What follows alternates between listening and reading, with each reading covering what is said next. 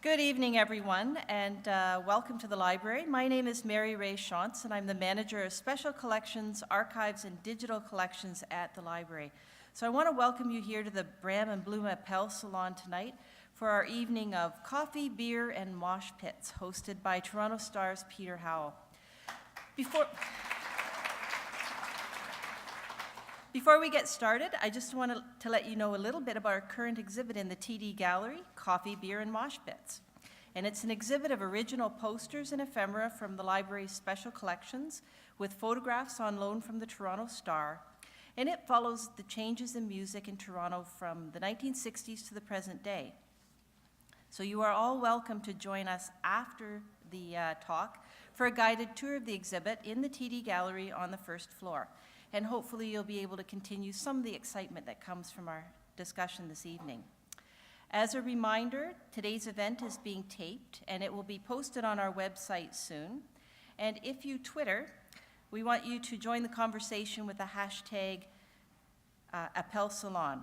So now let me turn things over to our partner at the Toronto Star, Bob Hepburn, Director of Community Relations and Communications. Thanks.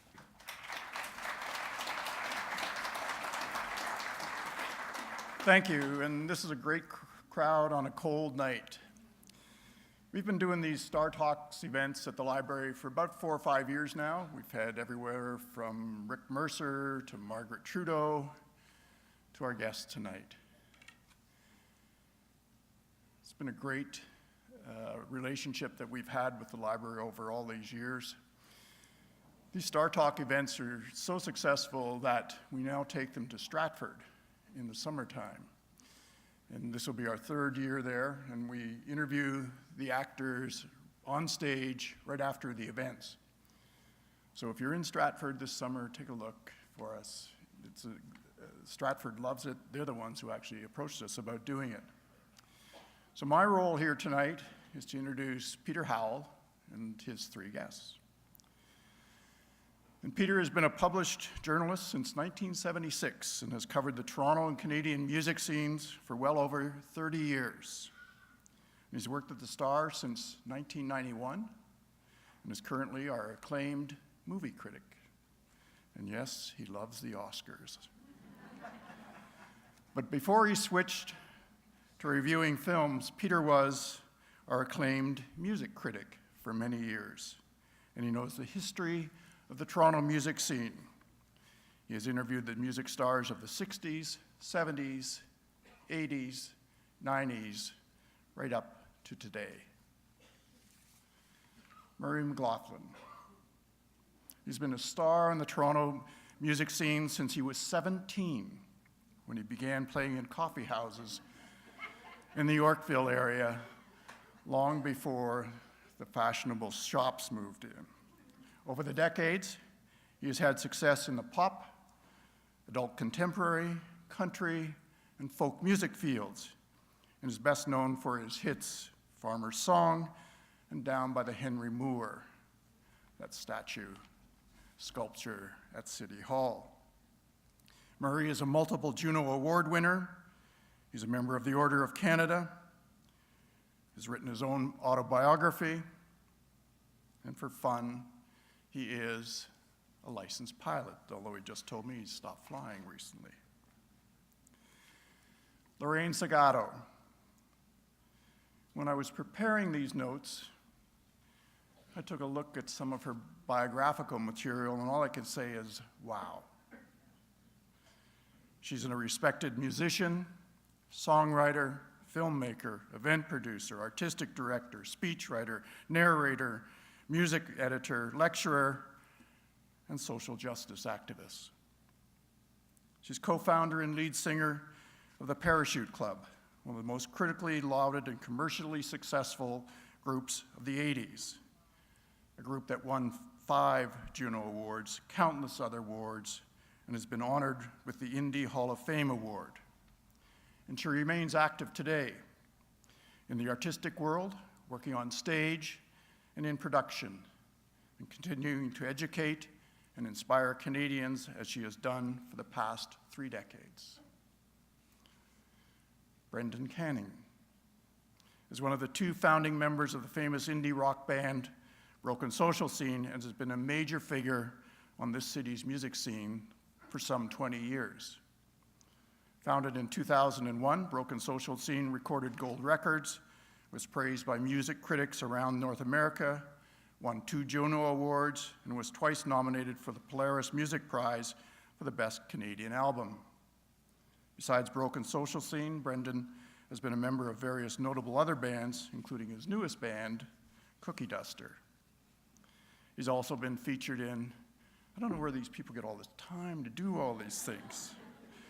He's been featured in documentary film, taken part in an interactive documentary series about Toronto artists, talking about their connection with the city, and he's been a mentor and supporter for young musicians of all musical persuasions, not just alternative rock. Please welcome Murray McLauchlan, Lorraine Segato, Brendan Canning, and Peter Howell.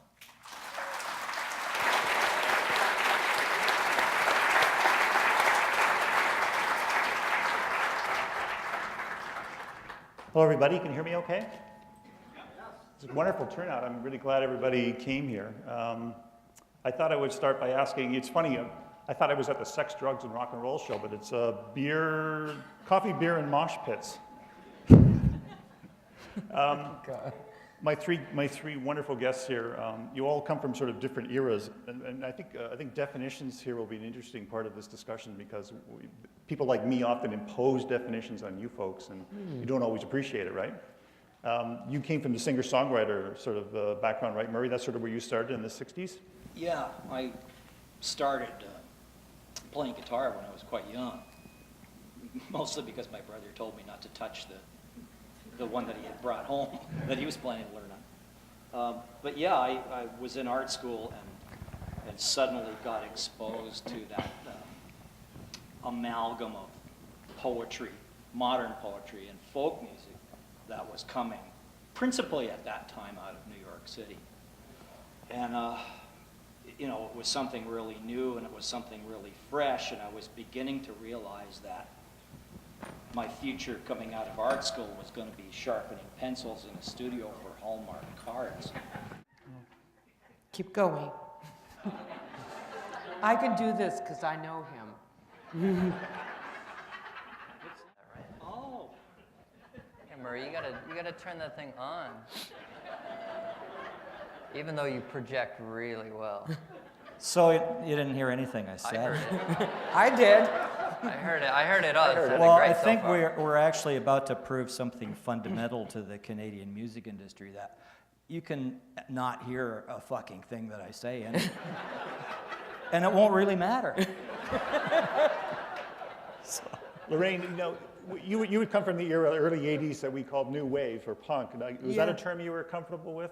I wouldn't identify myself as new wave, but I certainly came up in that era. Mama, like your first band was Mama Kila, right? Mama Kila 2.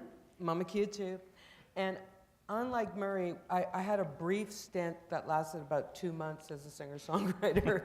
And before I sort of was inducted in a band, and then ended up forming several bands after that. And I found myself most comfortable in the band setting, mostly so that I could hide and nobody would hear all of my imperfections. But so, you know, like that era of the 80s was a great era for collaborative bands, and that's where I came from. And Brendan, you're from my era as rock critic, where we called grunge, right? Like he was in a band called Head, small h, capital H, E-A-D, which used to drive the Star Typesetters crazy. Was that your first band, Head? That was my first band. And did you like the term grunge wasn't always popular, but it was the hot term back then. Yeah, I mean, I was 21, and there were a lot of great Seattle groups that I tried to mimic, and did, you know, a so-so job, but it was kind of a confusing time in the music business because there was still lots of money floating around, so there was like guys who would just like, oh, I think it sounds like something that's going to be popular. So we got a little bit lucky, you know. If we were better, it might have gone better, but, you know, it kind of got me in the music business, and I had an okay ride with that group. Yeah, but that's, you know, that was like 91, I guess. That's right. And together, the three of you represent, I was thinking about it, as close to 50 years of the Toronto music scene Wow. when you put it all together. Now, do you think of yourself Do you think of yourself as part of a Toronto scene? Because once again, that's kind of a label we put on you, but did you feel that way? Well, I do. You do, I yeah. mean, I've lived at Draper Street for 25 years, so I've been going to clubs and playing music and recording in this city since that time, so that's 23 years. and I, even though we've all sort of traveled across the country many times, we sort of have, for me, Toronto certainly feels like, even though I wasn't even born in Toronto, I feel like I am a Toronto-centric person, because that's where it all happened for us, and then went out from there. You're from Hamilton originally, right? Originally, yeah. No, which isn't far, it's an hour away. And now Hamilton is this amazing, bubbling, burbling scene that took a while to, we love Hamilton. Hamilton represents. I'm very happy to see what's happening in Hamilton, because the reason why I left Hamilton was I just could not envision being a musician and being in Hamilton. I just couldn't see where the future would go, and then now you see it's all possible, right? And Murray, was it kind of lonely at the beginning? Like, was there a Toronto music scene when you? No, actually it wasn't. By the time I was halfway through art school, there were quite a number of burgeoning folk clubs, notably the Bohemian Embassy, which had existed for a while downtown, the Purple Onion Club, which was at the corner of Yorkville and Avenue Road, and the Village Corner Club, which was up at Avenue Road and Pears Avenue. So there was a kind of not exactly effete, but a kind of an artsy-fartsy coffee house scene peppered with these folk music clubs, and the rock thing hadn't really quite arrived yet. So for me, the big excitement was to quite literally sneak out of my bedroom window down the porch roof after everybody had gone to bed, and either hitchhike or take the last bus down to see, an act like Sonny Terry and Brownie McGee or Bob Gibson or somebody like that at the Purple Onion Club.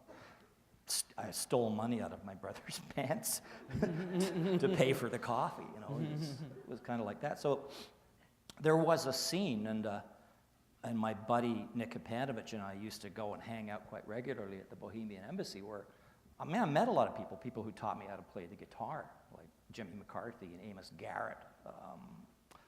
Not names that might be familiar to you, but Amos, for instance, was the guy who played the famous solo on Maria Muldaur's song "Midnight at the Oasis." Yeah. That's great. He's an insanely good guitar player.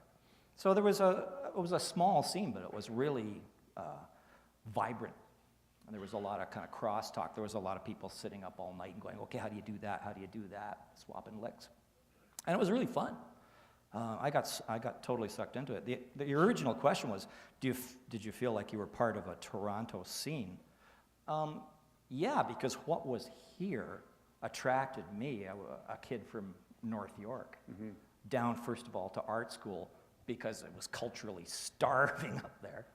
And from art school, it was pretty easy to make the jump to what was really a kind of an intellectual play chess, folk music, revolution, lefty. It was exciting. So yeah, and that was Toronto, and I jumped in. I didn't really know about New York all that much.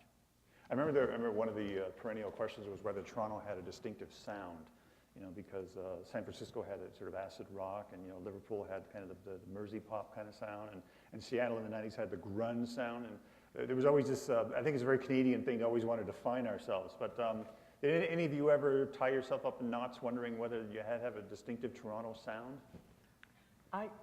Sorry. No, go, Brendan. go. I sort of feel like with our group, we actually made a distinctive Toronto sound for, just this period of time, because we happened to come, there was a confluence of energies going on where everything on the street that we, was happening at the same time, and we happened to be there, and we were this mishmash of immigrant influences from the islands and African and Latin and all of the people that were coming in and what we were trying to do. So I felt our sound was very distinctive. but I don't know whether that translated to other groups. How about you, Brendan? Oh, I was just thinking of I can't think of another group that really sounded like your group. So when you think of like a Toronto sound during, the Parachute Club's time, I don't know if there, whereas like for Broken Social Scene, it wasn't so much a Toronto sound, but when I, go tour, whatever, we got lucky and the record that did well for us, like the most well for us, traveled globally. So there was always a question of the Canadian sound, or sometimes the Toronto sound or the Montreal sound. They would kind of like, so what's it like, what's it like being amongst all these great bands like, Feist or the Deers or Hidden Cameras, or all these bands. So I think there was definitely maybe a Canadian sound that was coming out like early 2000s that, and Arcade Fire, of course, you can't ignore that. So yeah, maybe not necessarily Toronto itself, but there's heaps of bands in Toronto. I think some that we influence because I go show up at clubs and like, oh, another fiddle player. It's like, damn, fiddle player's in the back. There's a very famous saying, which I didn't say it, but I've repeated it many times, and I'm sure you've all heard it. It's that being a Canadian musician means you can't afford to drive a car, but you're too famous to ride the subway. You're quoting Kim Mitchell. Is that Kim Mitchell? Kim Okay, Mitchell, I who always wondered who said, that was. who All right. had that big hit, Patio Lanterns, and he said, only in Canada could you be really famous and still have to ride the subway, something like that. Well, I mean, the upside of that is only in Canada can you still have to make, to kind of work to keep yourself vibrant and relevant and stuff for a really, really long time because you never got so screwed up because you had too much money. True enough. Seriously, I don't know anybody other than the people who reached that critical orbital mass and, escaped to the United States or some other fantasy land. And, but anybody who's really had a career here, and I don't know this for a fact, but I would expect that most major figures in most Canadian bands who never got out of Canada, if they were canny with their money, they're okay now, but they probably didn't make any more than like a class 1 firefighter with some degree of seniority. That's like what your take-home pay is. 80 to 100,000 bucks a year. You're making the same as a good Metro constable. And But no having rate more of fun. inflation either. Like, it's not like your stuff keeps going up. Right. I'm gonna become a cop. What What are you smoking, son? The first moment I laid eyes on you, I thought that. Yeah. It's like I got narc written all over me. You got hash in your flashlight. Hash in your flat. There's a quick I song think you should title. do a kind of 70s thing with a big peace sign and keep the hair and Oh, everything. I like Nobody it. will know that Like, you're not. oh, we're riffing now. It's funny though. You were talking about like a sort of a Canadian sound. It's not recognizable here, perhaps. Although people go, "Oh yeah, Gordon Lightfoot, that's a Canadian sound," or they go Blue Rodeo, or they pick something out of the hat. But the first time I ever noticed that there actually was one was when I toured in Japan with Bruce Cockburn. We went over there and we did about a month and a half playing all of these towns, including 4 concerts in Tokyo.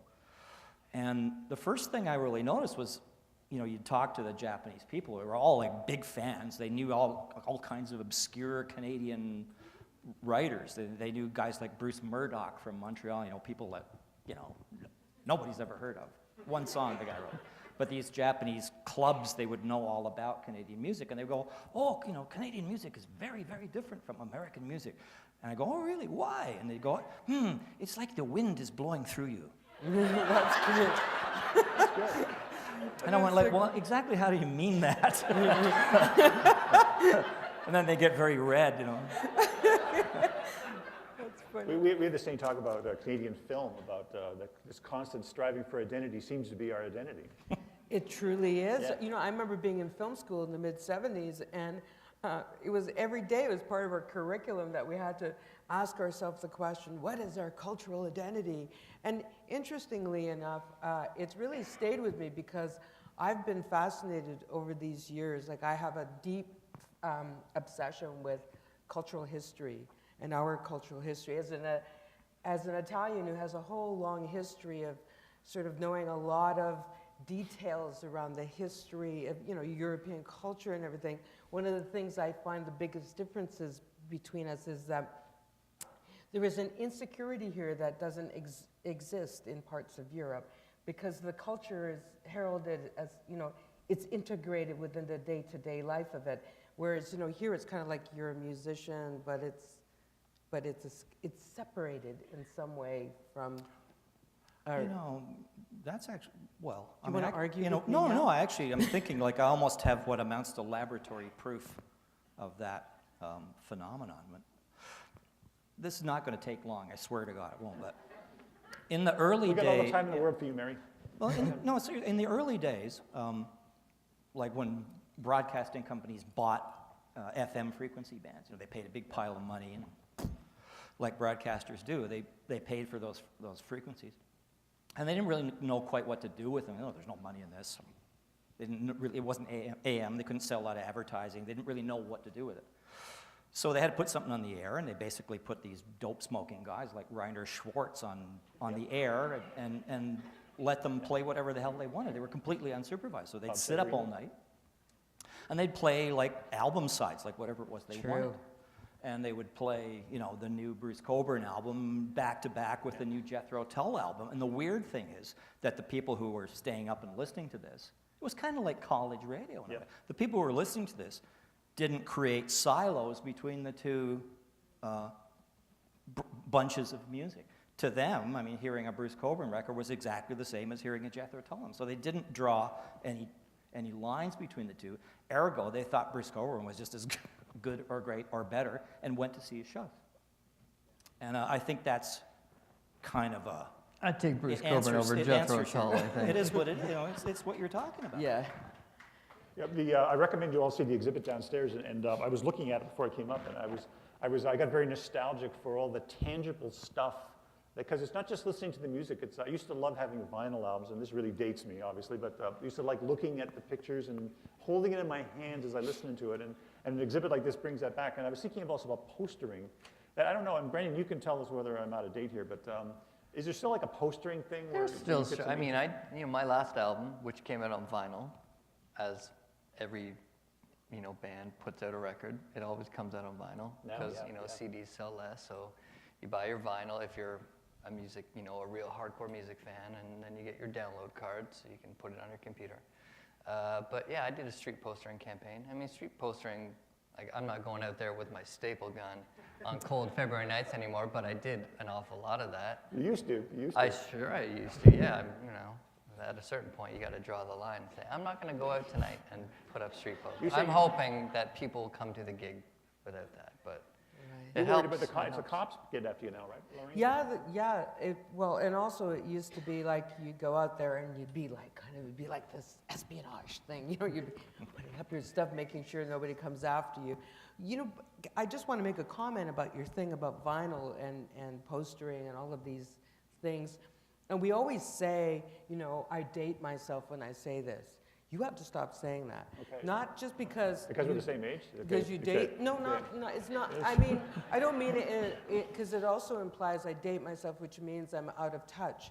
The thing that's so beautiful about vinyl, about posters, about liner notes, about all of these things was the interactive quality that we have and have had as humans. You know, we're looking at the liner notes, and we're like, oh my God, look at that beautiful picture, look at that beautiful design, the smell of the vinyl, the experience of putting all of this is part of the music experience. But it still goes on. I mean, bands on. make records, and, you know, Broken Social Scene has made every record on vinyl, so has every other band, you know. Everyone puts out vinyl. It's not like, you know, it's getting more popular, plus all the reissues, you know, like you're talking about Brownie McGee's or Brownie Terry and what are those guys? Sonny and Brownie. Sonny Brownie. Yeah, I got a couple there. You know, I got a couple of their records. But then all the reissue labels that happen. You know, there's so many reissue labels that are reissuing all the music from the past, which is, you know, furthering like a whole other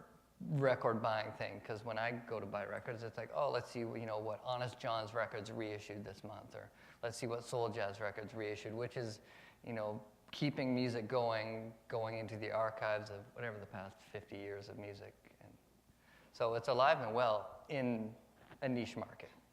So you've all been around around long enough to remember the world before digital, when you did have to go and buy a physical thing. And the other day I bought this album totally on impulse. I bought it at Starbucks.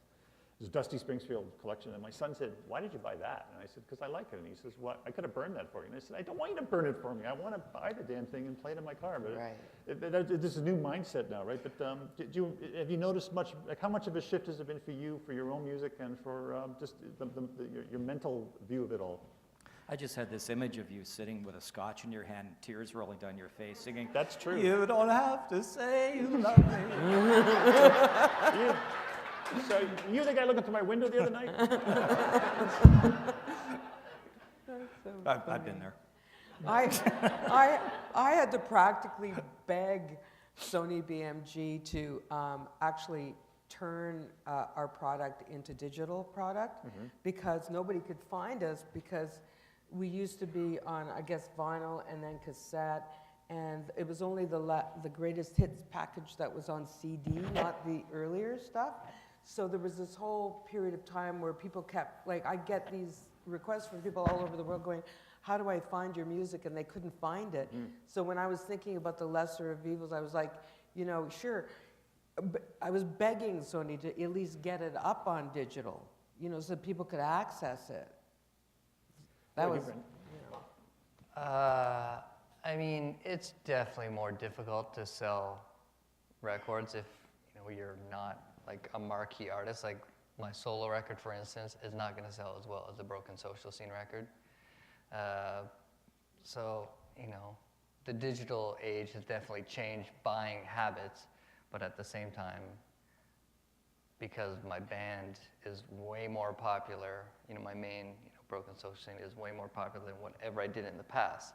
So I sold heaps more records. But let's say, for instance, my band in the 90s, because a store like HMV used to have like an independent music section. So, back then it was like the Bare Naked Ladies, Moxie Fruvis, Lowest of the Low, the Waltons, and all these bands would be front racked. And you'd have the cassettes and the CDs. So early 90s, I was able to sell like 15,000 copies of our band that got a little local radio play. We weren't amazing, like definitely not amazing. But, hey, you gotta, what can I say? I wouldn't want to go out and play those songs these days. That's just the truth. Are you Mr. Glass Half Empty? No, I'm very real. 15,000 records No, sounds really... 15,000. So that was okay. Back then, that's like decent. That's great. But if I were to be able to sell 15,000 of my latest solo record, I mean, I guess the one prior to this maybe sold like worldwide 18,000, which is not bad. But, at the same time, if you're only making as much as like, whatever. As a cop. As a cop. A cop. I mean, no, a cop is not a bad living, if you want to be a cop.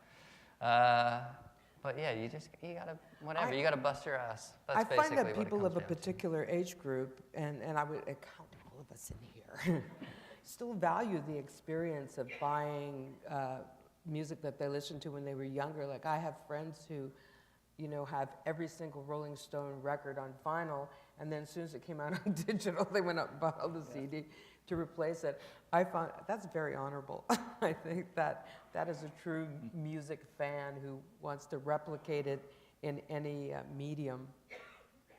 I've got a friend who would buy any Rolling Stones album, whatever it came out, whatever format. He buys those like multi-$100 packages where you get a guitar pick from Ron Wood or something put in.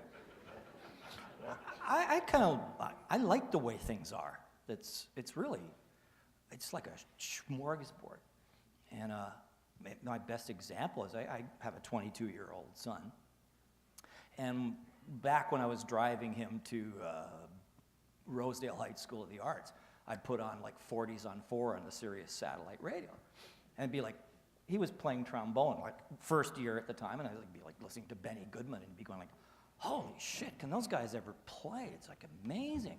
They go, yeah, well, they're working 300 dates a night playing dances, and they were the cream of the crop to start with, so yeah, check it out. So we got into all of this stuff, and then, we started listening to I turned him on to Django Reinhardt. And anyway, one day, fast forward, I'm sitting here, he goes, hey, you should check this out. And he turns me on to this Parisian band called Caravan Palace, which is kind of merged Django Reinhardt gypsy jazz with world beat, dance beat, and it's this dance craze that's kind of sweeping all of the clubs in Europe, and it's a sort of really leggy version of the Charleston. Wow. Merged with swing dancing, and I went, holy shit, that's like absolutely amazing. It's like great, it's really great music. But, you know, the deal is, you know, I've got all my vinyl at the cottage too, and vinyl's great. Who doesn't love, you know, end band distortion, bass rumble, pops and crackles, and the fact you can wear the sleeve for a hat? Scratches. You know, it's a beautiful thing. And I know that modern vinyl is much better quality. It's like a boutique thing and all. And I love listening to vinyl, like the Rolling Stones were meant to be listened to on your sea breeze. But I like the fact that it can also. Better. It's not really better quality, I gotta say. The records. I'm just told that it is. Yeah. Because I DJ, you know, I DJ'd on Saturday night, and I still haul out my records, you know. So it's still like, I don't, you know, whatever. I mean, I've gone through a whole like myriad of stages of being a DJ, but I you know, it's kind of my way of, you know, it was like a corporate kind of thingy for TSO RBC. But, you know, at least me showing up there with my records is, you know, my way of saying it's like, hey, music still exists, and you can go out and buy it if you want, you know. It's still a thing. I saw Murray's Hard Rock Town from 1977 on 8-track. Wow. Yeah. Yeah, I had a bunch of records out on 8-track. Was actually, it's the technology that should have won, except it was crappy.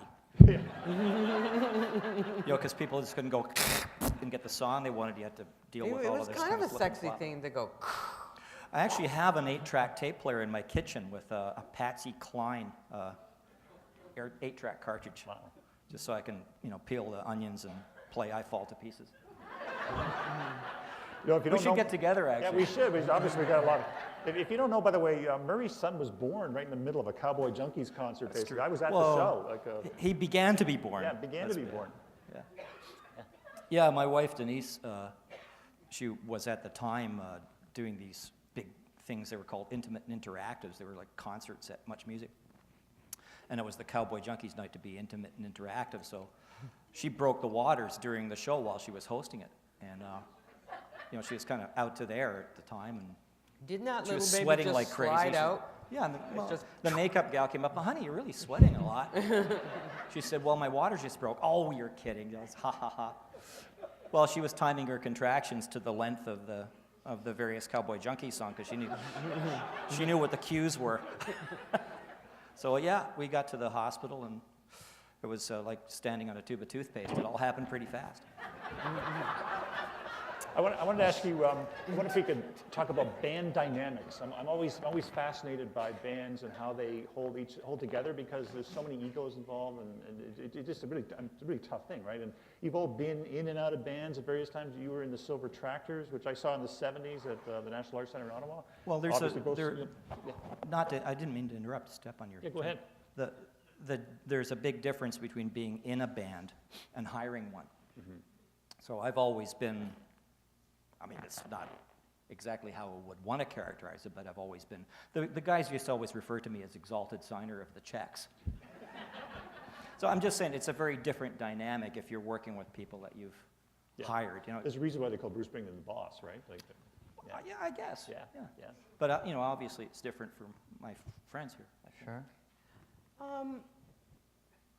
Did you prefer to be in bands? I preferred to be in a band.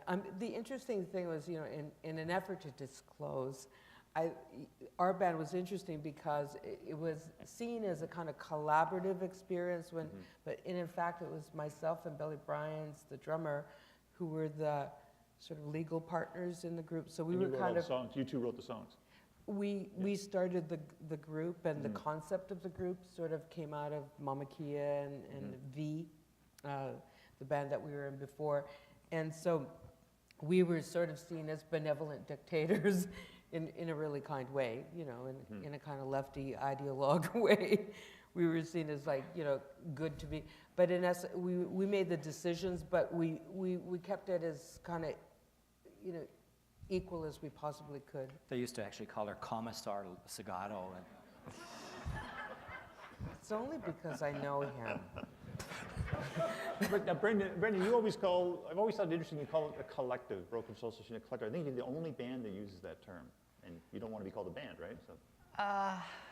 You know, it was just kind of a thing.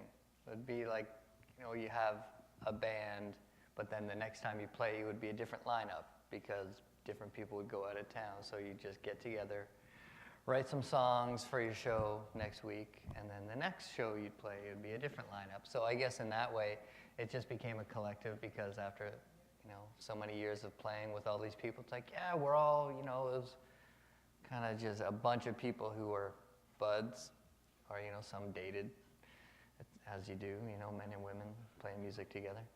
And you know, I guess it just kind of got called a collective. I mean, I never called it a collective, but I guess it is. But it's still like, it's very much when you're traveling in a tour bus, or flying it in, you know, at the airport, it's very much band dynamics. And it's not so much like this big collective party and everyone's getting along great, like far from it, you know?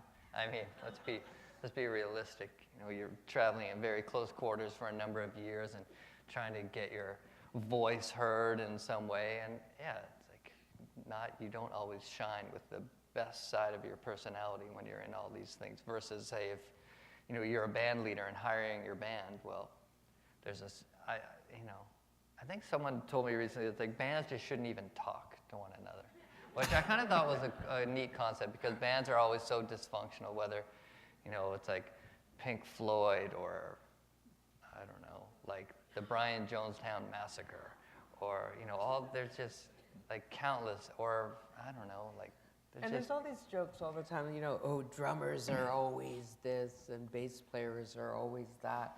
It's so true that in some way there are certain personalities that are drawn to certain instruments, and that really comes out in the dynamic. Like in our case, we had 7 people, and often if we played large venues like Ontario Place or Expo or whatever, we would expand sometimes to 11 people. And no matter how you cut it, you know, you cannot help but bring your own personal family dynamic into it.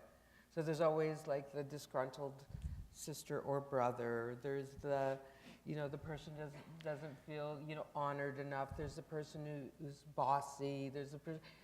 It's just the family dynamic just plays itself out in a band. It is pretty classic. Right? It's always, right? You know, it's all, and you know, with certain, you always know it's going to be a roll of the dice sometimes with like whoever drinks too much or Therapy whoever. helps. I find therapy really helps. Yeah, I mean, if you ever watch that Metallica documentary, it's pretty hilarious because there's a band who's been together, you know, world famous, Yeah. but yet, you know, at this stage in their career, their psychiatrist is in the studio like writing lyrics and handing sheets. No, hey, listen, in Mama Kia, we actually had a therapist in Mama Kia. There were 7 women in that band. Wow. And those were the early days of the feminist movement or the women's movement or whatever. I was very naive. I came into this band not sort of knowing what to do, how to be.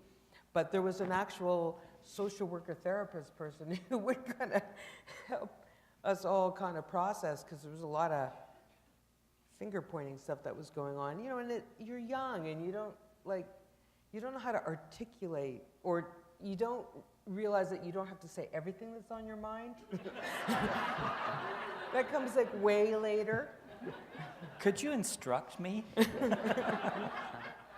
There's a great new Eagles documentary called The History of the Eagles, I think Volume 1. And Speaking of bands who hate each other. Yes. And they have a scene, they actually have footage of them breaking up on stage. Yeah, I saw that. It's That's quite amusing. unbelievable. I think they broke up after the Long Road at the early 80s, and they were apart for like 16 years.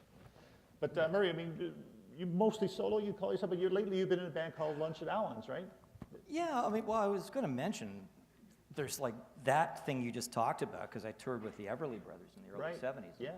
And that big schism was pretty fresh at the Yeah. time. They wouldn't stay in the same hotel room. They wouldn't talk to each other. The band was actually great because the band kind of hung together in order to sort of diffuse the tension of being on the road with the Everly Brothers with the situation going. So Don was the social guy, and everybody kind of hung out with him, including me.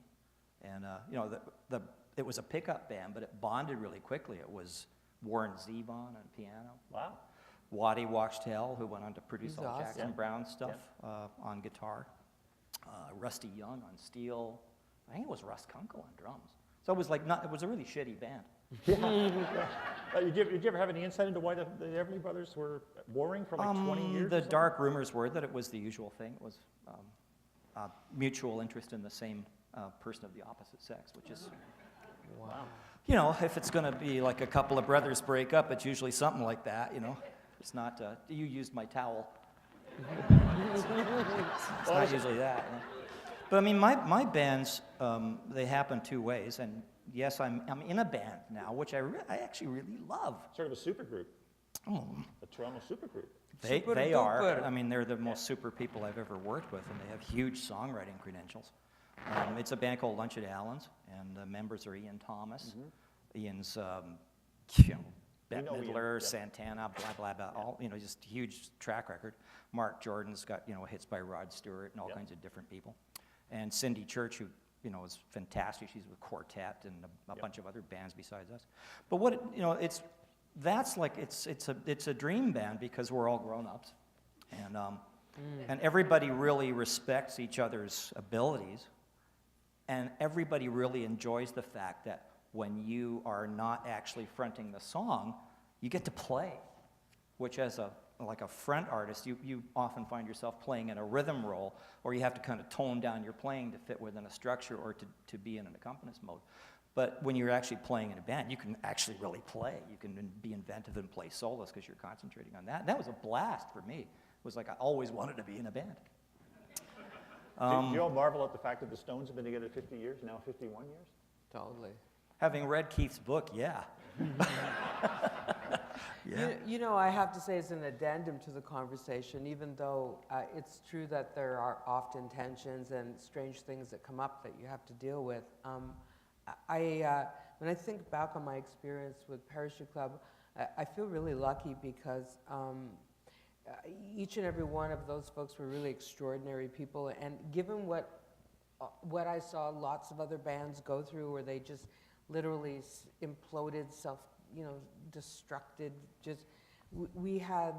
we were pretty normal, you know. There were tensions at times, but we had this bigger picture in mind, and we tried to plot our way through it, you know.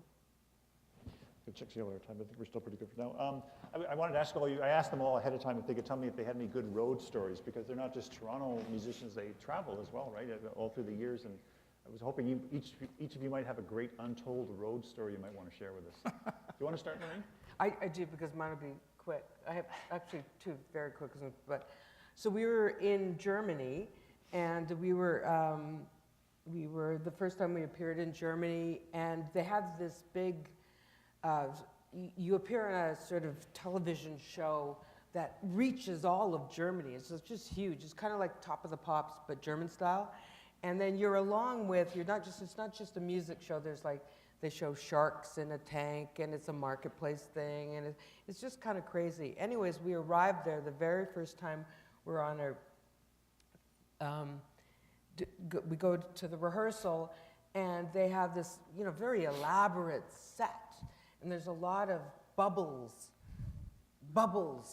in the air, blowing in the bubbles, and we're like kind of slipping and sliding on the bubbles because the bubbles hit the ground, and then, so I, promptly do a whoop, poof, like in the middle of rehearsal, and I'm terrified.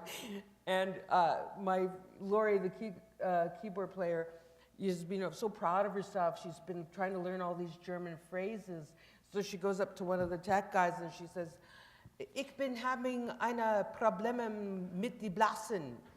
And the guy looks at her, and then Dave, who's our guitar player, who understands German really well, says, "You just told him that you're having wind. You're passing wind." And so they're kind of all looking at us, and we're trying to figure out how to, and another just very quick one is that we were playing in Dawson City and it was so beautiful up there, right? So how it's the time of the year where the light is happening all the time. Anyways, we were playing this festival, and we were also playing workshops, and we were running from here to there. And there was three of us, three of the women, Julie Massey, Lori Conger, and myself, had a group called the Pillow Sisters. And we would do a cappella stuff, and we'd wear these elaborate, really silly pillows on our head. And, you know, we did these funny a cappella things. Anyways, we were on our way to the main, one of the stages, when we see a fight break out. And we see a bouncer basically trying to pin down a First Nations person, you know, like on the ground. And, you know, Lori Conger and myself, we get all like, you know, you can't. So we run and we jump on this guy. We're like beating on this guy, right? And I'm a scrapper from Hamilton, so I'm like, you can't do that. And Lori's like, that's not very nice. And all of this is happening. These guys are like huge. And I look up and I see all the guys from the band kind of looking at us, and they're like, the guy was kind of causing trouble. He was kind of drunk, and they're trying to get him away from the people because he was picking fights. And so then we're like, oh, okay, that's fine. And then we kind of skulk away, you know. And then they come to our show, and they're like, you know, oh, those are the girls that were beating up the bouncer. That's great. Brendan, give us your best road story. I mean, there's a lot of road stories, but I guess, well, because this Lou Reed tribute concert just happened. A couple of nights ago. Yeah, and we did this Neil Young tribute concert at the Olympics in 2010. Yeah. And we were collaborating on it was a song from Dead Man, that Neil Young score for the Jim Jarmusch. Jim Jarmusch, Johnny Depp movie. And I just smoked a joint, and then I realized, like, it's like, hey, you're doing that song with Lou in 5 minutes. And I just realized, like, oh, I haven't got around to learning it yet. So I quickly got on the headphones, you know. I was like, oh, man, I shouldn't have smoked that joint. And then, but then the next minute, you know, I'm on stage with Lou Reed and sort of showing, it's like, okay, so this is a B minor. And then he'd kind of be looking at me, and his guitar tech would say to him, it's like, okay, B minor. And then the next chord, and then a C. And his guitar tech would sort of say, okay, C. And then we're going back to the B minor again. And this kind of went back and forth, like there was only 2 chords. It was just B minor to C, backward. It's like a kind of... That was Lou Reed. Yeah. It's a pretty modal sort of piece. And then Kevin, my bandmate, kind of jumped in, and you know, he said, okay, let's like figure this out, you know. But I think that was maybe, you know, at least a moment for me where I thought, it's like, oh, wow, I'm, you know, on stage with Lou Reed. That's pretty cool. And, you know, you were talking about Maria Muldaur, like her daughter was singing at this show, Jenny Muldaur. And, you know, we're playing Only Love Will Tear Us Apart, and I'm bopping around on my bass guitar. I look over, it's like, oh, that's Elvis Costello rocking out over on that side. Yeah, so, I mean, I don't know if that's my best tour story, but that's like, that was good. pretty, I like it. that was How pretty about you, memorable. Murray, what do you got for us? Well, I have to pick one I can actually tell. Your secret's safe with us. No one's going to repeat anything. Well, Nobody's tweeting or anything. I was on the Tonight's the Night tour with Neil, which was an education. Like 73. Toured with the Everly Brothers twice, but probably, I think, the most surreal night I ever had was on that before-mentioned tour of Japan that Bruce and I did years ago. Our tour promoter was a guy named Hiroshi Asada, and Hiroshi ran a company called Tom's Cabin Productions, named after his little boy. And he brought kind of specialty acts and toured them all through Japan. So we were on his tour. And it was an amazing, really amazing tour because all of our tech people and our minders and such were all like the children of high-ranking executives for huge Japanese electronics companies. So they were incredibly good, incredibly knowledgeable, and they just really wanted to show us a time. So we ended up going, you know, up alleys to restaurant, you know, dinner in 6 different places, and then coffee, and then more stuff, and then it was just amazing. So we wound up one night in this little town over on the Korean Sea called Kanazawa, and after the show was over, we were going to go out and have dinner. So the techies took Bruce and Bernie Finkelstein, my manager at the time, and our bass player, Dennis Pendrith, who was with us, and some other people. And the first place we went to was a club. It was a bar. This was supposed to be our kickoff place. It was a club. And the name on the above the door, it said, "As time goes by." So we all troop in the front door, and the owner of the place is, he's all excited and obsequious and fabulous. And there was a baby grand piano in the corner of the room, so I just walked over, I sat down at the piano, and I went, "You must remember this, a kiss is just a kiss, a sigh is a sigh." So I played the movie version of the song. Well, the owner of this place just, he went completely somewhere else. He was in tears, he was weeping. He was so honored, he was so grateful. Well, we couldn't buy a drink. And a lot of them started to flow, so within a not too distant time, we were all paralytic drunk. And at this point, Hiroshi decides there's a guitar in the corner. Hiroshi decides that he's going to get up and he's going to sing a song. I didn't even know he played the guitar. So Hiroshi gets up, and there's this bar full of Japanese people. Everybody's just drunk, pixelated drunk. And he sits down on the stool, and he starts playing the Ballad of Ira Hayes. Wow. So we're drunk in a bar in Kanazawa, listening to a Japanese guy singing, "Was he just a drunken Indian or the Marine who went to war?" And of course, Bernie weighed 325 pounds at the time, and he was like 5'7", so it got really rowdy. So we had to go into the alley outside the bar. It was getting rowdy like Lorraine's gig. And all of these drunk Japanese guys started looking at Bernie going, "Wah, sumo! Sumo! Wah, sumo!" And Bernie went, "Hey, sumo!" So then they all just ran at him like rhinoceroses with their heads down, and Bernie would go, "Boom!" and bounce them under their ass. So it became this ridiculous melee. The net result was that as we went back to the hotel we were staying in, Bernie was, we were all whistling the theme from the A&W Root Beer song as Bernie walked on. But I had Hiroshi Asada over my shoulder in a fireman's lift because he was pretty well unconscious. And the last thing I actually remember of the evening was Hiroshi just mumbling, "Who went to war?" And then he threw up down my back. That was a terrific night on the road. I love these stories. Great night on the road. I've got to.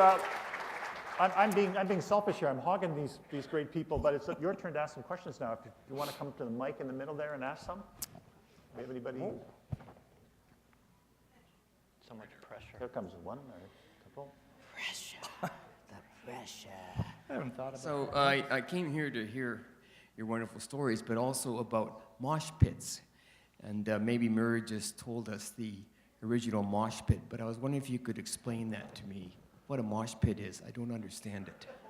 Well, it's funny. That's more of a '90s thing, isn't it, mosh pits? I would say more of an 80s into 90s thing. Yeah. Well, no, it's still whatever. You like run around in a circle, bump people, or bounce up and down, and push You could people probably around. get 25 or 30 people to demonstrate for you. Yeah, and then you get crowd surfing, and you jump off the stage, and everyone carries you up, and it's fun.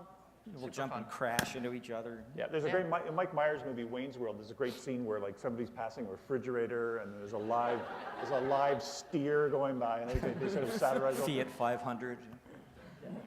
Yeah, it was more a punk thing. But then I remember like going to a show at the concert hall in '86. I went to see Slayer, my favorite band at the time. But yeah, and that was kind of like the crossover. It was like hardcore and heavy metal crossover. I don't know if anyone cares about that particular moment in rock and roll history, but I certainly did. It was. I would be terrified. Here's another interesting little Toronto fact is when they built the Molson Amphitheater at Harbourfront, it was the first amphitheater in North America that had actually a mosh pit built in. It was sort of like, but it was like so Canadian, it was safe, right? It was like, it was all nicely padded and everything in concrete. So, They had But like like orange vests. yeah, A mosh pit, Yeah. with seat belts. hall monitors. I think they had hall monitors. Another question. Yeah, my question's a little more, I guess, political, but I think, especially for Murray, I guess, there was a time when CanCon was helping a lot of musicians, and I'm wondering if there's any place for that today, like, to help the situation that you still have. is helping, with It still music. exists. And, you know, the fact is, there's been a lot of people who've had strong opinions to the contrary that it was a good idea, but personally, I think it was a good idea, that it was really necessary to help create some sort of an infrastructure so that people who made music in Canada could survive.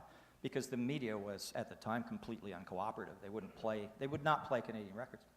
And for the most part of, after the advent of CanCon, and to some degree they still do meet the requirements by playing them at off hours. They play their quota, you know, between midnight and 6 a.m. You know, I actually have to say that I think a lot of what happened for us had so much to do with CanCon, because we were also at the time when music videos, it was just the very beginning of the music video time, and they had to find Canadian content that was different that they would play, and they ended up playing us. And part of the reason, I'd like to hope some of it was talent, but you know, part of it was just being at the right place at the right time too, where radio was really playing us quite a bit. And there were times in our career when we would release singles and the radio programmers would actually say to our manager and such, we really love this song, but we've fulfilled our Canadian content quota. So our songs would just die on the vine, like, you know, we had also those kinds of experiences that I'm sure you have too. Just a little side note to that. I mean, when much music first came to the fore under the, you know, directorship of a guy named John Martin, there were constraints on radio as to what content they could play, but there weren't really any constraints at the time on video. It was more a matter of there being a certain amount of cheerleading within the organization itself. And one of the best examples I can think of that working for the good was the band Blue Rodeo, with which I'm sure you're all familiar. They had a record out, I won't say the label, they had a song out, it was called Try, I think, and it wasn't doing anything on radio, and the record company's going, you know, like, later we're not going to work the record anymore, blah, blah, blah. John Martin said, the video guy said, I don't give a shit, I'm going to play this thing, I'm going to put it on heavy rotation because I like the video and I like the song. So he did, and the band went and took off. Yeah, that's true.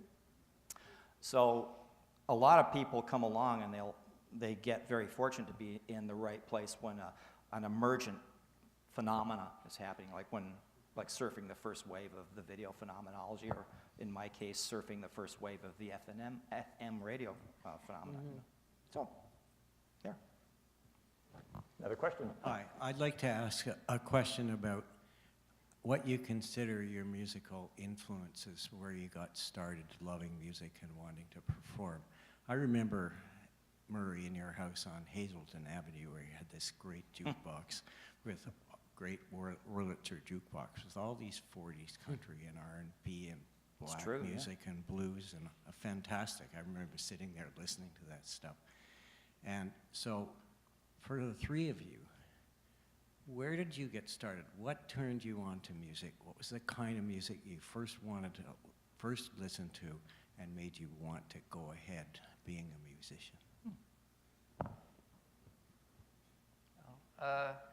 I just grew up, you know, listening to AM radio, like CFTR, basically on my transistor radio. And then when like Fleetwood Mac or whatever, or Steve Miller Band, and then I guess like Kiss was pretty exciting because, you know, for a 9-year-old, lots of makeup. And then, you know, further on from there, it's more like satanic music, I guess, was very, very appealing for a kid in the suburbs who grew up Roman Catholic. So, groups like Black Sabbath, I guess, and Iron Maiden, you know, that were sort of singing like devil-type songs. So that was really what, you know, and so I'd be in church and looking up on the altar and just think about it. It's like, whoa, this would be a great place for a gig, you know. It's like, just flip that cross upside down, get some purple smoke there, and a couple of Stonehenges maybe, and yeah, anyway, yeah, the suburbs, it was a good breeding ground for anything that made you just want to rebel against what was going on. Wow. In Hamilton, we caught the waves coming over from the Detroit border. So I grew up listening to a lot of, Supremes, like soul music, R&B music, which I really, really like. But it's really interesting. The band always makes fun of me. The music that I listened to the most were singer-songwriters like James Taylor and Tom Rush and folks like that.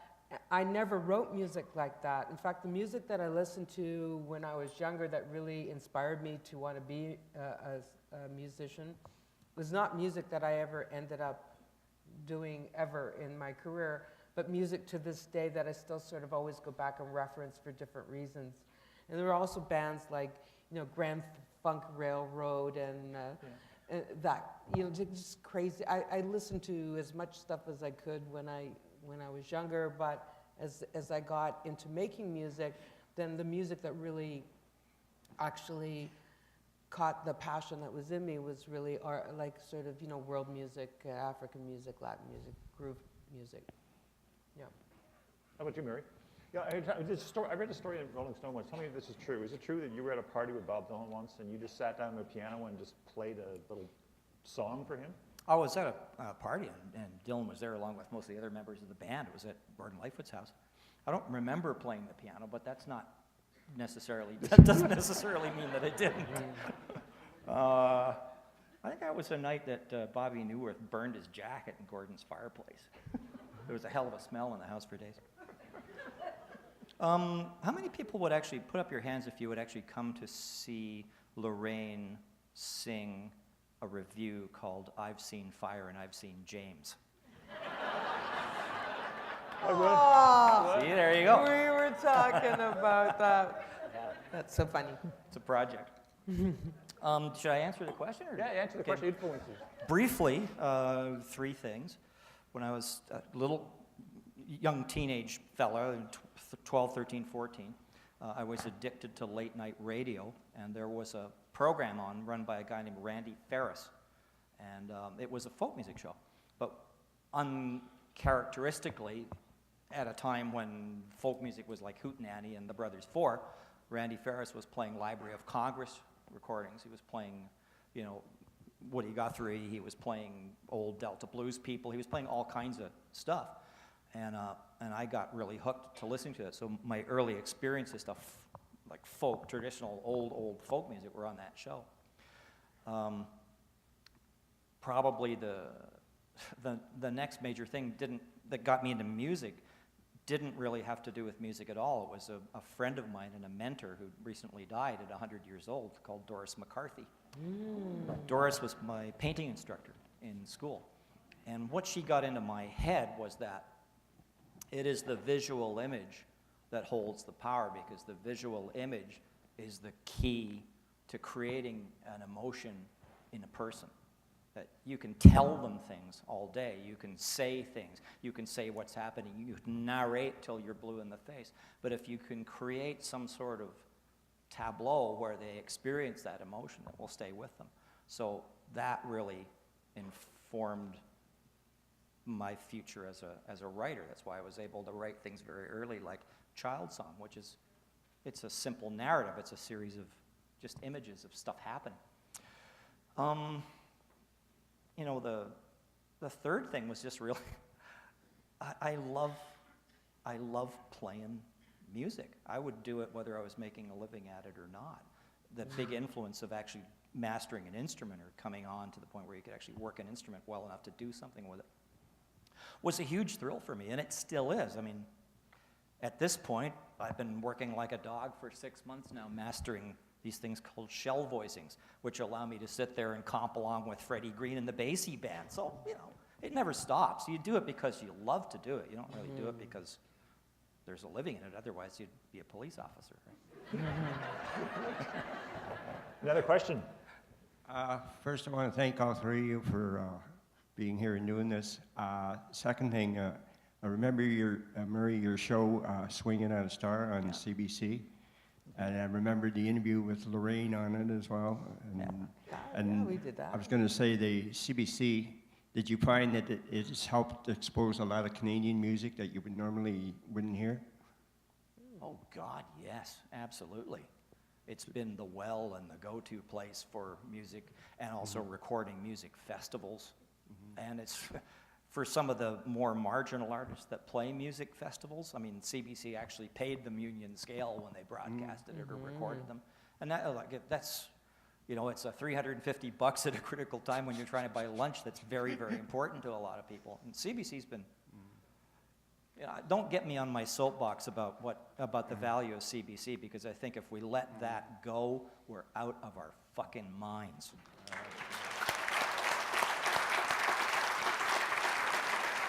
You know, Pardon my language, but I'm a bit passionate about it. Well, so am I, because when I was in New Brunswick, that was my lifeblood to what was happening in the rest of Canada. Sure.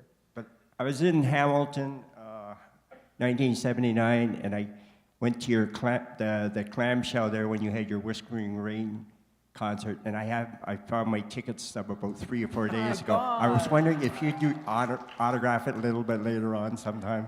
Sure, no worries. Thank you ever so kindly. I just want, that's amazing. I want to comment on what Murray said. You know, I remember sort of even, it was kind of back in the 90s, I remember this A&R guy from a record company saying to me. What's his name? Yeah, well, we know. I don't know. I don't even think he's there anymore, but. What label? The label was Warner's. And I remember him saying, well, you know, you don't want to have a record that's played only on the CBC, because, you know, that's not real radio. And I went, I do, because I remember thinking to and when you look at what's happening with the CBC now and the kind of music that they're playing, they're the only ones that are actually playing a playlist of a wide variety of different music, where all three of us could be played on that. We don't have to have hit radio or AM radio, whatever that looked like back then, to actually get played on the CBC. The CBC is the single most important radio stream for people of any genre and any age to actually get played on. And so I find it really amazing that this guy said this back in the 90s. I remember thinking to myself, you're gonna end up, you know, eating those words. I will say that's also something that should be adhered to, and you don't want to make a record that's only going to make it on CBC, to play devil's advocate. Yeah. But because I just sent an email last night. It's like, it sounds like it might, you know, the song's okay. It might make it on the drive home show, 3:30, because it's a particular sound. You tune in, you know, not every song, but there's a particular sound.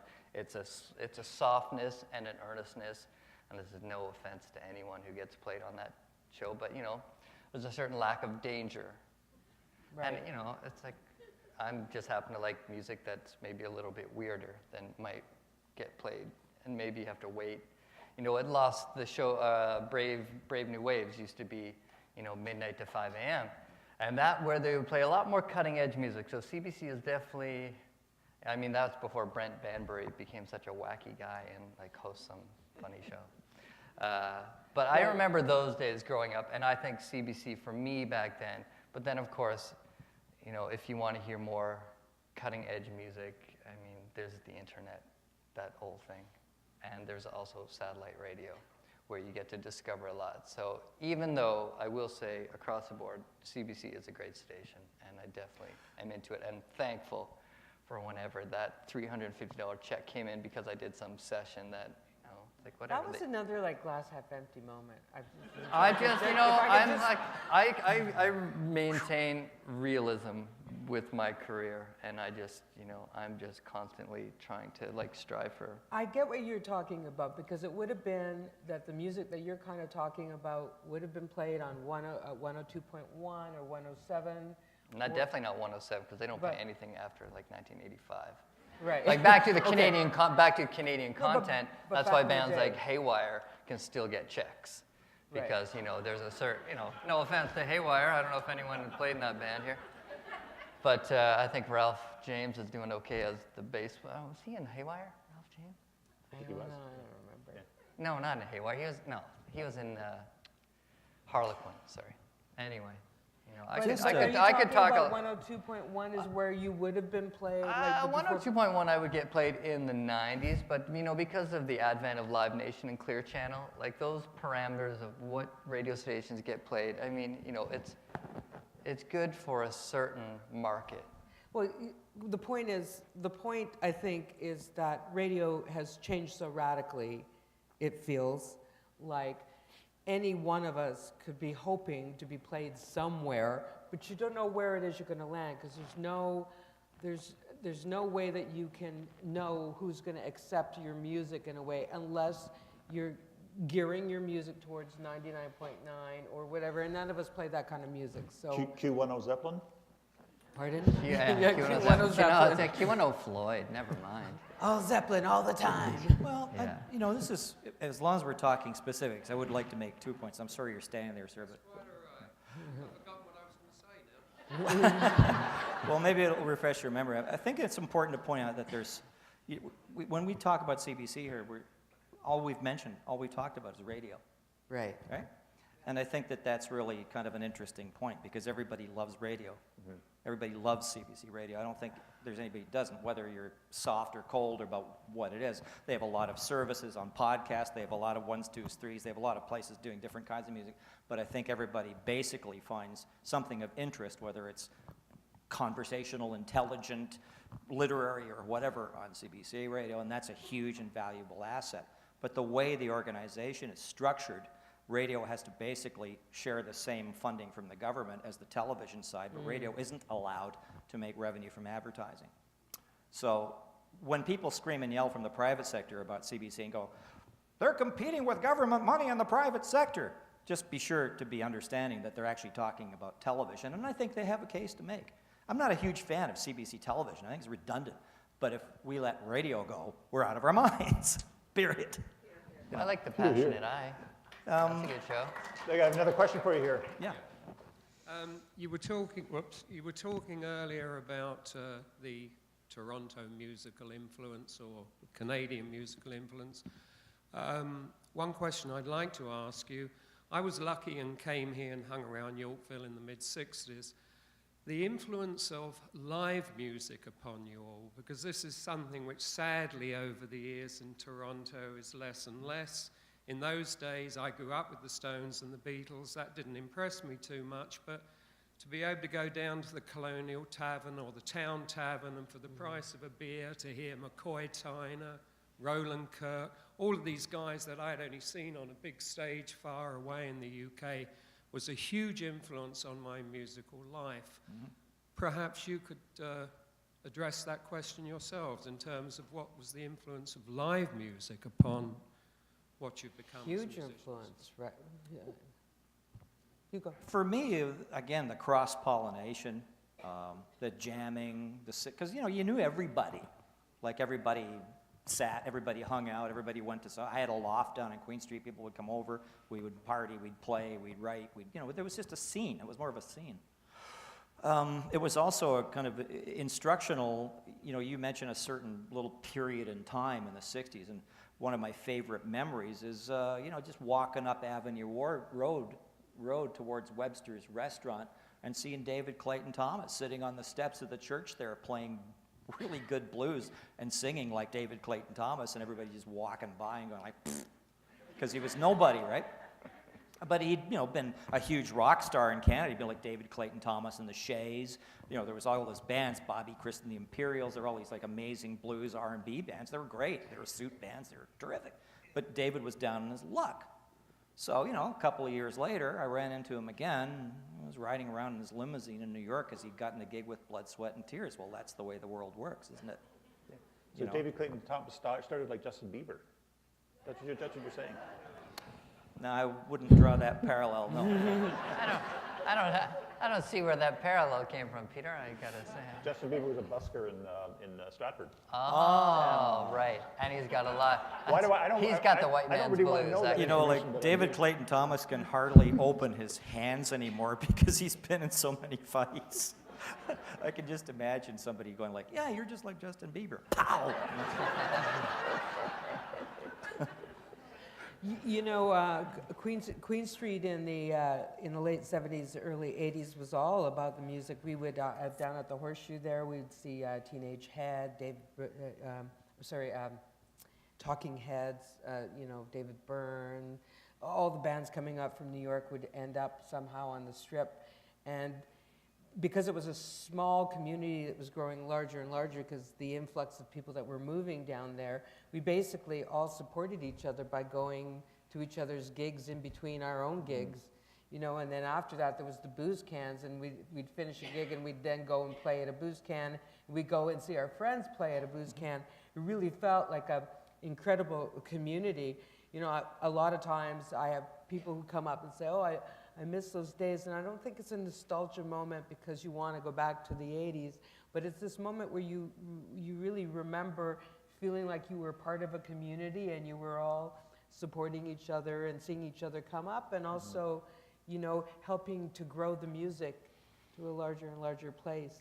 The back stairs of the Riverboat Cafe on Yorkville was probably one of the most important places in the musical history of Toronto. I mean, from my personal experience, I spent a lot of time sitting down there. Bernie Fiedler, who ran the club, was a great guy. He never charged an artist admission to get in the place, especially, obviously, if you played there, but you never would charge anybody who actually slung a guitar to get in the place. So as a result, I mean, over a very short period of time, I saw James Taylor before he was James Taylor. I saw Phil Oakes before he was Phil Oakes. You know, I saw James Taylor show up with Carole King while she was still writing in the Brill Building. You know, it was an amazing place. But probably most importantly of all, that's where I met Tom Rush there. A friend of mine was playing guitar with him. I'm sitting in the back steps. Tom comes up after his set. Hi, how you doing? You know, you got any songs? So I took him up in the dressing room. I played him Child Song, an Old Man Song, and he recorded them. And that was basically the beginning of my career in that spot, on that moment, just in that context. So the live connection, the sitting around hanging out with people, just being in the scene was immensely important. Do we have time for one more question? Yeah? One more? Yeah.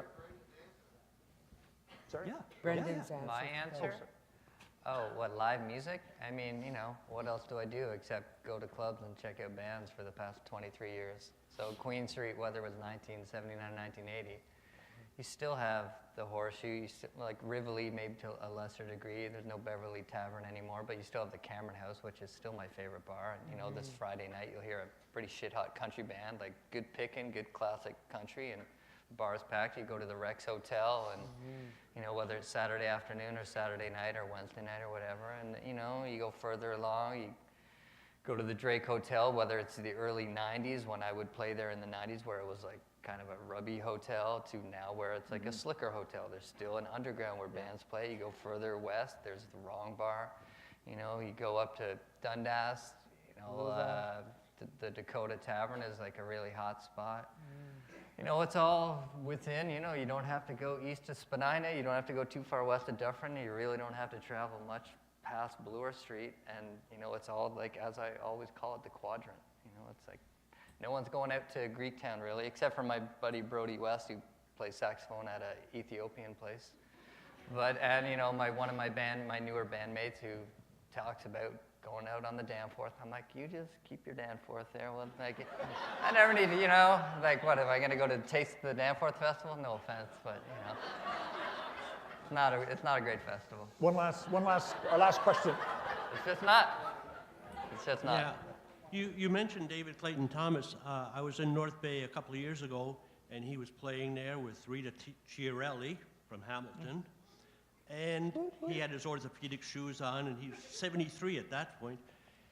The music that they play, I can understand. There's so many bands that are coming out now. I don't know how you follow them or even try to make sense of any of the new music that's coming out. I hear all the other older people. We went to see Chubby Checker at Casino, and this is music I understand. How do you make sense of all the new music that's coming out? Yeah. Just, you know. You better answer that. I mean, you know, you just got to be interested. I'm interested. Yeah. Whether it's, you know, like Bass Nectar, or whether it's like some new artist heard on Jaguar, you know, like some indie label out of Indiana that's kind of, you know, kind of one of the hottest indie labels in North America. You know, you just got to be interested. If you do music for a living and you're trying to be current and you want like 20-year-olds to come to your gigs, you should just be aware. But I'm really interested in, and I DJ, so I'm always listening to whether it's like house music, hip hop, indie rock, old rock, you know, some Nigerian funk compilation from the 70s, or whether it's like an Ethiopian compilation from the 60s, or whether, you know, there's just like, there's so much music, you just have to be really interested and be passionate about it. So it's all there. It's like, you know, it's all one click away. There's always something that surfaces that sort of can catch your eye too. Like I find right now, I'm sort of living in the East End, and I find the scene that's going on in Regent Park right now really inspirational. All these young kids who are making really relevant, really interesting music, very different. And I think if you, you know, if you love music and you're, you know, you can love everything you always loved, but there's always something new that, or a new take on something even. As Murray said, his son's reference point there, that was the Caravan. Caravan Palace. I love them. There's so much interesting, and it's all the different genres morphing together these days too, so it's cool. We have to wrap this up, but I wanted to just briefly ask everybody to get us up to date with what you're doing now. Lorraine, you've got a new solo album coming out? I have a new solo album coming out in May, and I have a one-woman show coming out in the fall of next year called Get Off My Dress, or this year called Get Off My Dress. How about you, Brendan? What do you got? I released an album, a solo record last year. You got to chill. You got to chill, yeah. I'm scheming to make another one, or, you know, I'm just trying to figure things out, basically. And Broken Social Scene, I know they've got at least one more gig. Broken Social Scene, we're going to play once. We play once a year now, because, you know, after being in a family, it keeps it nice. You don't have to be around each other all the time, but you got like, it's like a family reunion. So we'll play this June, like we played last June, and we'll probably play June of 2015 and kind of keep it going like that. Keep it up. Yeah, And Murray, yeah. lunch with Alan going to become dinner with Alan, or? Well, I'm still lingering over that gentleman's question. May I? Just Sure, for a yeah, second? absolutely, yeah, absolutely. Because, you know, to me, there's only really two kinds of music. There's, you know, there's good music, and then there's music where you go, well, I appreciate and understand what it was you were trying for, but, you know, it's not really kind of what I like. So, you know, to understand any kind of music, you know, I mean, people railed on about the waltz. You know, people went, Bartok, oh my God, what a noise. You know, I like Tchaikovsky.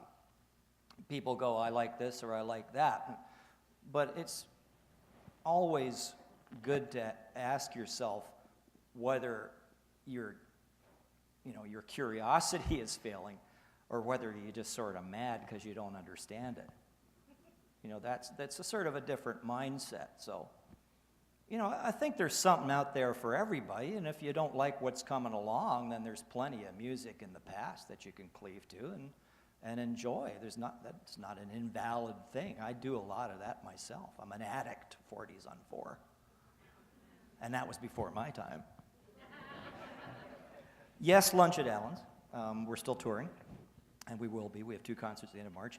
I do not myself perform in public anymore. I don't do concerts anymore as myself. I retired from that.